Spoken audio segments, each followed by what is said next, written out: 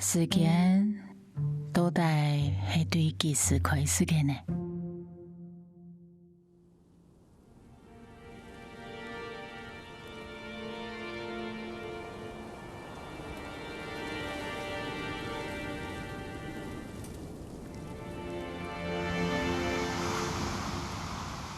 人工嘅结束，对人体行嘅时间来讲，系唔系能一直开始？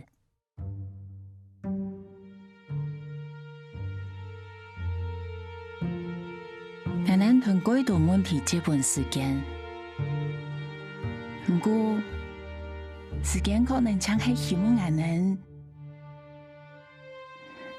睇所有开始、结束，甚至继续向前行嘅下。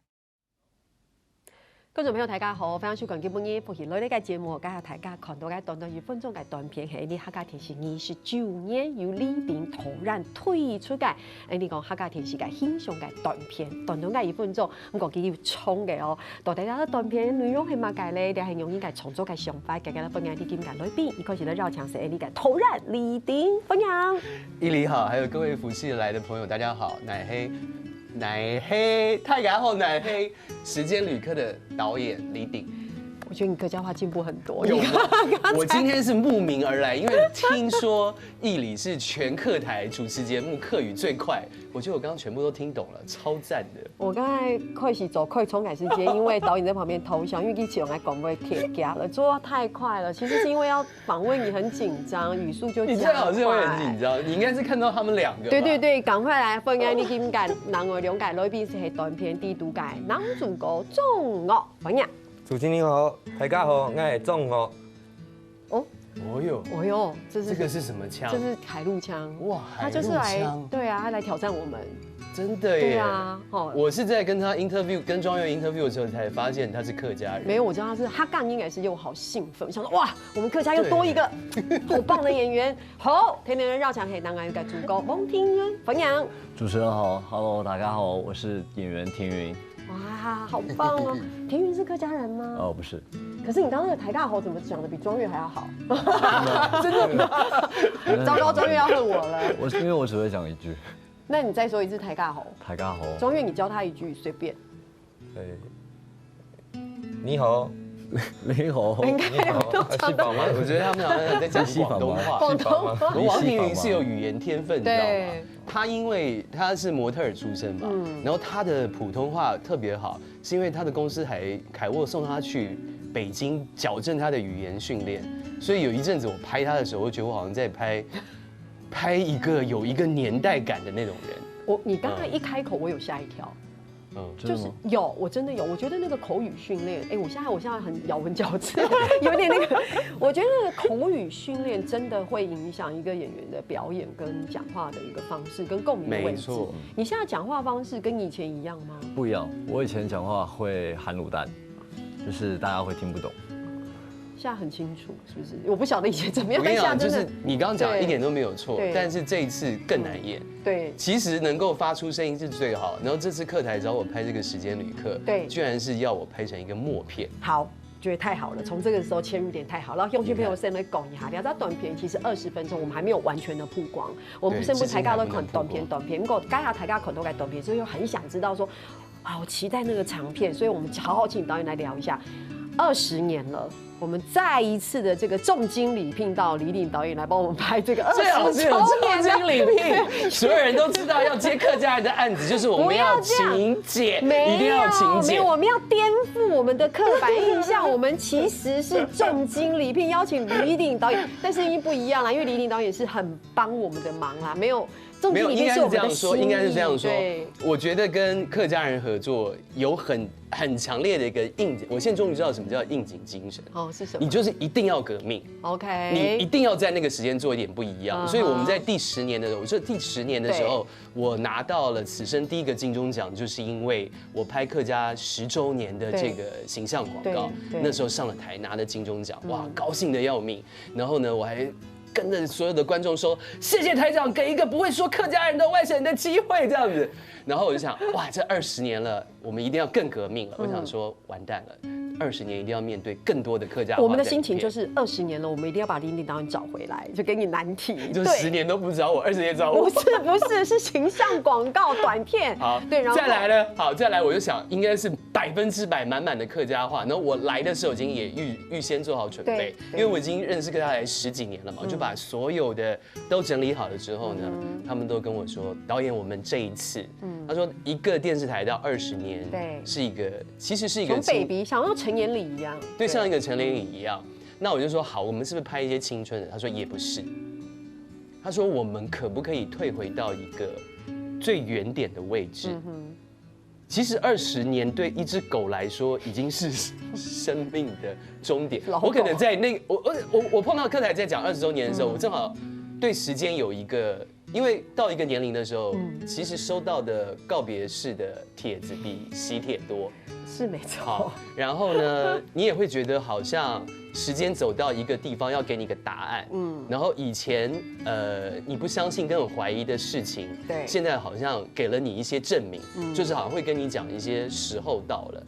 那可是客台在这个时候呢，他却跟我说，我们可不可以把客语这件事先抛开到一边，让全世界人知道。20年在一个人的生命当中，或是在一个短短的时间在所有人当中里面，最重要的会是什么？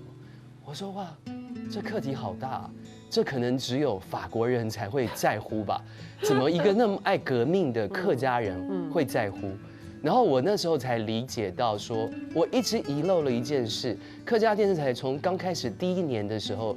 像是一个在别电视台里面寄居的那种办公室电视台，可能就是冲着一点点时间会证明什么一些事情的时候，而且第1年的时候谁也都不知道，到20年的时候会有这样，甚至客语已经影响了很多人愿意敢说客语。没错。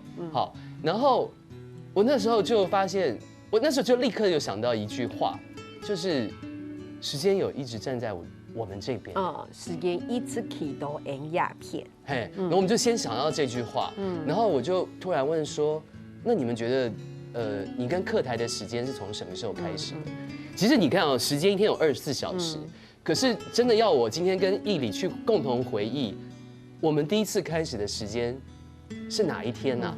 是哪1分钟？哪1小时？对，可能你想起来的跟我想起来完全不一样。所以到底是用时间，到底是什么样的一个判断的标准？对。然后以前，在东方的文化里面，我们是看日出知道要起来，看到日落。那可是，在芬兰，到了晚上8点都还没有日落，24小时的时间，就我们以前是看天干地支。对。到底这个是从什么时候开始算的？所以客台的20年，你是要从客台的第1年那时候开始算客台那1年。还是要从叶菊兰女士她心中里面已经有一个，我其实非要做一个电视台的想法的那1秒钟开始，还是说是在其他那些不能再说客家话，他觉得有一天我一定要也有，他就马上看了一个电视台说，将来如果是不是将来也会说客语，所以那1分钟客台的开始是不是在那个人第1分钟开始？我们一聊到这个就觉得很有感觉。时间是无限广阔的，所以那时候时间就是我们先定义的嘛，所以大家可以在这个片子里面会看到不同的时代。如果我们刚刚看到短短的影像，就有知道，其实它不一定是在当代，它有很多的过去，所以。然后你们这些爱革命的部门就说，就说什么你知道吗？我们可不可以从刘邦开始？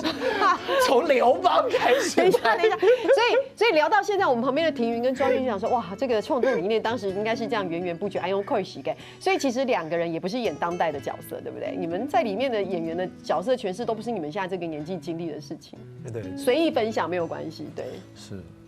其实我也是第一次才听到，就是这一次的创作里这么充实深入的，就这么深入的想法。对，但是我们那个时候因为有4个时代嘛，对，然后其实你要不要说是哪4个时代？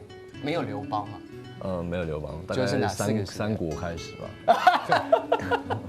导演在考试，对，没关系，对，是从民国开始对，然后就用你4个角色来跟大家讲嘛，有哪4个时代？我第一个时代就是在民国时代，对，革命的时候，对，然后我是罗芳，罗芳，对，然后第二个时代就是再往后推一点，大概在1940，你说第二次世界大战的时候，第2次世界大战还没结束的时候，中间，其实我没有想那么细导演，你现在在考试，考试，我知道就是有4个不同的时期，4个不同的时期，对，像他讲的一个革命的时期，那个是参考，因为其实当时革命很多其实都是客家人，孙中山先生是客家人，对，然后还有一个，你看他姓罗都是有参考是客家人，你看今天就我姓罗，对，姓罗，然后第2个时代，然后他们就一起在横跨第2个时代，第2个时代就是大家比较在文学中知道这个情根语读钟理和先生的时代，那钟理和先生的那个年代就是最浪漫的爱情就是同性私奔嘛，跟现在同性恋可以结婚，那个姓是不一样，姓氏的姓，所以到了这个时代的时候，他们都姓钟，就都姓钟。然后第3个时代就是邓南光，邓南光是在这个日据时期的时候，我们从他的非常多的照片，非常的唯美，对，非常唯美。那个是一个在在台湾史上会被忽略的，因为那是个战败的时代。但是其实也是很美好的时代。我从不同的角度切入，那后来是当代了嘛，对不对？对，是当代。然后为什么邓南光？因为他当时有很多的照片，从他的角度去看了这些人生的百态，所以我们就借由他的照片去让他们2个艺人去还原这个。最后一个就是现代，现代的时候就他们2个就变成，你知道就这样。前辈子我们没有办法在一起，来世我们可以什么，所以时间旅客到最后就是一个来世就是当下，他们2个在一起啦。然后还有一个是孟耿如。对，如果说今天我们用4个时代3个一模一样的脸庞，对，却不一样的情节，对，会不会可以把我们刚刚讲的那个时间的概念隐隐约约的所以这部片出来，这部片20分钟，我觉得可以看很多遍，因为可以看到你们在不同的时期里面有不同的角色扮演，所以我就会看完1遍，很想看第2遍，很想看第3遍。对，对呀，当然对哈，所以你所有嘅鄉親朋友，還有多精彩嘅故事，大家先聊下，你等下就再講。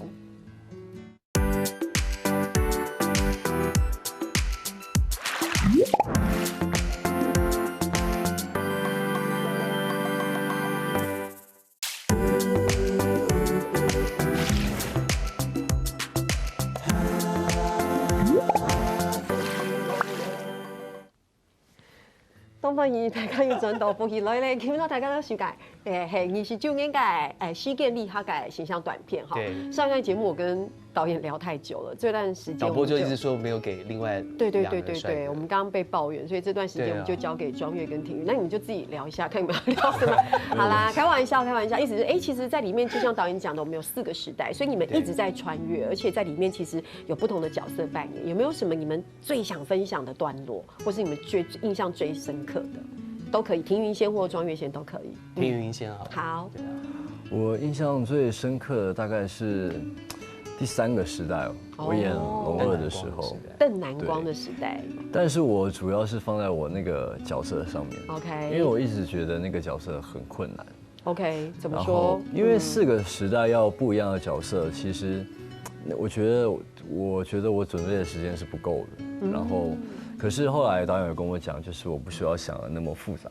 OK， 就是应该要把每一个角色他自己的个性定调定出来就可以。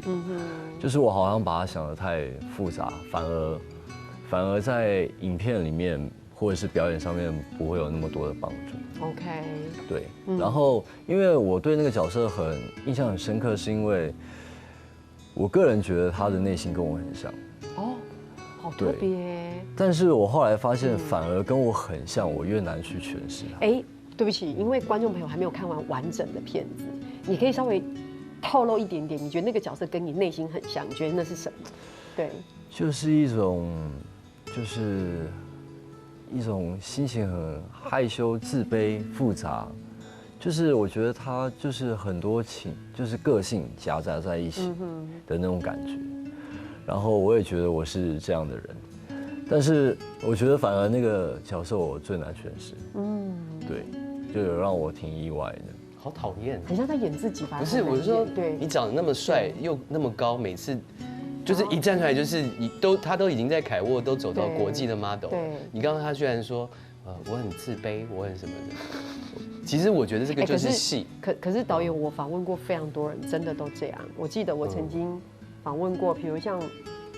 应该可以讲吧，像我们访问过声响乐队声响老师，那老师他那时候其实这几年都走得很不错，但老师跟我说他其实非常的一样有这样的感觉，所以有时候他不太知道，如果搭捷运有机会搭捷运什么，他会常常觉得不晓得怎么样去面对那个状态。我觉得很多人都会这样。我觉得生活中我们太多标签去看一个人，对，我们都可能以为那个人的表现出来。他可能就会是怎么样？那所以在第3时代的王庭宇，其实王庭宇本身就是一个帅哥。那我就想要把他的脸一个标签化，就他的脸就是有一个刀疤。对，就是这孩子长得这么好看，为何脸上有一个疤呢？很有意思。然后因为是默剧嘛，对，是一个默剧，像阮玲玉时期这种默剧。所以当他的脸有那个特征的时候，其实你已经给了他会有一个什么样的想象，可是你反而可以享受这个疤之后，这个演员如何透露出他跟女主角自卑又想要一点点靠近，却又远距离的感觉。然后这个远距离最棒的拉扯来自于这个默片里面的另外一个男生，就是这个庄月。对，庄月有一个雄赳赳气昂昂客家人要把所有事情看透的那种眼神。对，他就在里面借由像邓南光一样，拿着一个相机做最好的保护色的距离去看这些角色。那我不知道庄月自己，庄月怎么自己你是喜欢哪一个时代？对，我最喜欢的也是第3个时代。那说到刚才，庭云说他的角色有一种自卑，我在现场我感觉到的是，就是他散发出一种忧郁，然后有一种深不见底的魅力。对我来说是这样子。是不是？对，那可是不是要讲你自己呢？他已经入戏了，他好像从那个观景窗。对。那我先从第1个时代开始讲。对。我第1个时代扮演的是那个革命青年，郑清我参考的人物是孙文的革命，那孙文大家应该都很认识，孙中山先生，我们的国父，所以我在片中我是把它视为是我自己对于理想的一个积极面，在那个时代，同时也是对张若楠感情积压的一个开始，就是接下来一整段故事的姻缘的开始。那到了第2个时代的时候，我饰演的是钟浩刚。那这边我们在讲述的故事，我觉得很像是钟理和和钟台妹的私奔。不过我在里面并不是，我觉得我看见的我自己并不是钟理和，我觉得钟理和是庭云所饰演的钟文。那我把我自己想象成是钟浩东，钟浩东是钟理和的弟弟。那很多历史记载上面可能比较多是在讲他跟白色恐怖之间的故事。那我觉得比较有趣的是在1940年代，那时候钟台妹跟钟理和2个人私奔赴往中国那一年，其实钟浩东他也刚好恰巧的从日本的法治大学休学，赴往中国抗日。那很多人会说这可能是来自于他对于日本差别待遇的不满。那我觉得我比较把他认为是他对于哥哥和大嫂的情感支持。对，那接下来到第3个时代，我所饰演的樊光耀，他的参考人物是邓南光。那邓南光他是一个很知名的摄影师，为台湾留下了将近6000张很多很珍贵的照片。那在诠释邓南光的时候，我听说邓南光他是一个平时少话、随和、温文儒雅，拍照的时候不疾不徐，沉着稳定。然后即便是在担任影像的评审的时候，看到不佳的照片，他也只会用客语婉转的说声动肾起。哎，卓宇真的做很多功课哎，对，我不晓得。现在就知道演默片难，就是因为没有台词，他要做更多的功课。所以我终于知道为什么时间旅客是要用默片来拍，因为你要更理解，你这个观众要更去理解这一件事，你反而会主动式的去挖掘。我觉得我蛮认识邓南光，我是说我不是说真正的认识这个人，但是我今天才知道邓南光在当评审的时候，看到什么照片都用可以说动肾起、借中岳这个。我真的读了很多邓南光的资料，看了很多邓南光的作品，但我不知道邓南光当评审的时候会说动肾起。我觉得很棒，对，谢谢。没有继续，你不要这样，人家中岳很感性在分享他的角色。对不起，对不起，对。我后来他的照片其实也动肾起，就是那个我看了很多照片，那我就在想说他的照片有一个有一个很特别的地方，就是他很喜欢从高角度往下拍，那我就想说。高角度往下拍，拍不到人的眼神跟凝视的神韵，那为什么他要这样子拍？我觉得说，那会是他当下跟这空间抽离的一个孤独吗？他想记录的是关系吗？那些照片中由下往上拍，可以拍到人的凝视跟情感的那些照片，那些人到底跟他又有什么样的连结跟关系？这些问题，对，都怎么样这些问题？对，就让你你真的是想得很深入去诠释那个角色，都让我对这些角色有更多的想象。怎么办？我觉得很适合演时代剧。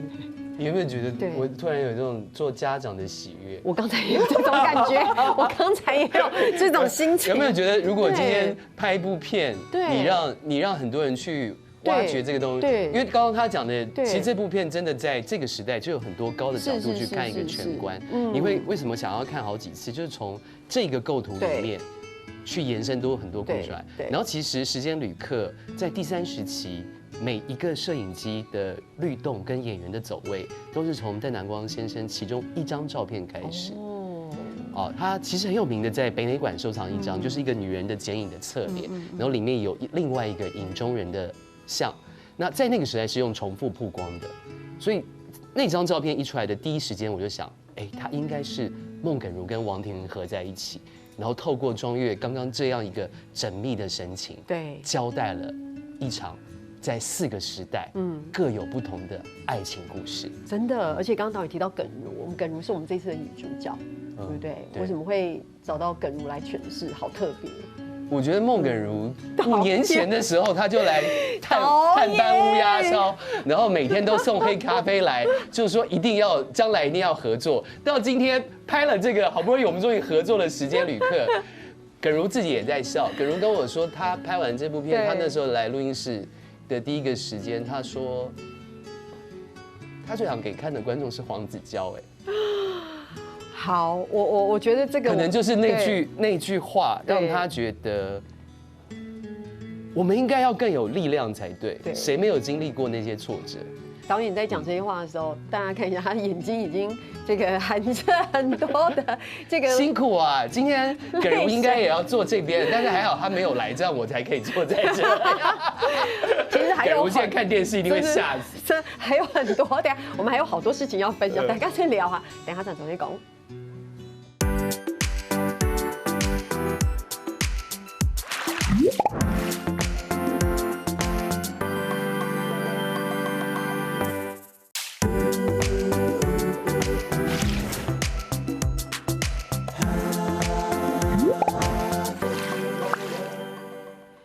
到半夜就绕墙路二林总路，然后帮天润那就节目地图，然后大家都会分享一下了解客家天时推29年的时间里客家短片。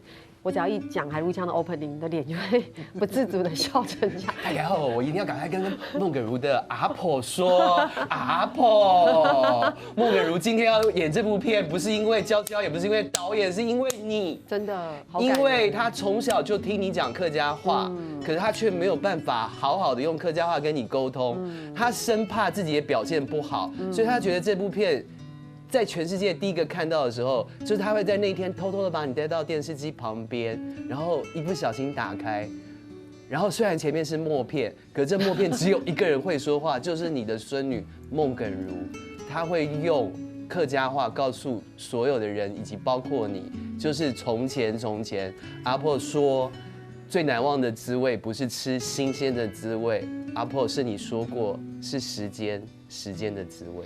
怎么办？我刚刚快要掉泪，我好感人哦。阿婆，真的，在这个时候，希望这部片可以理解你的孙女对你的感情，而且她压了很久。对，她说全世界第一个看的一定是你，而且真的耶，客家食物不见得吃的是。可能我觉得就是因为这种迁徙文化，对。可是迁徙文化是全球文化，现在谁吃麦当劳，谁吃新鲜？你吃客家的食物，吃腌制的都还有情感在，对。从一个极酱开始采下来，怎么样？再用盐巴腌制，还有那些。对，因为我们常说文化是什么？其实文化，客家文化的图腾不一定那么明显，那它其实就是生活那些很细微点滴的累积，就像你刚刚在那些情感。对，所以你知道要做这4个时代的，包含服装跟美术，都极为大挑战，而且那个换装，导演再帮我 cue 场景跟服装来2位分享一下。没有，他们我跟你讲，演员最快乐的就是一下子可以演4种不同的造型。懂，对。孟耿如就换了4种，超漂亮。来2位分享一下。我觉得其实帮助角色很大的原因也是因为服装，还有场地，就是像第一个时代，我就很喜欢第一个时代的那个。就是军服就觉得哇，演戏可以穿军服，然后又打仗，感觉就很兴奋。然后第一个时代刚好那个时候有一个场景，就是在一个郊区的一个防空洞里面，废弃的那个地方，我也想说哇，这怎么找到这里来啊？但是一进去以后，马上我觉得对演员很棒的就是你一进去就会有那个感觉。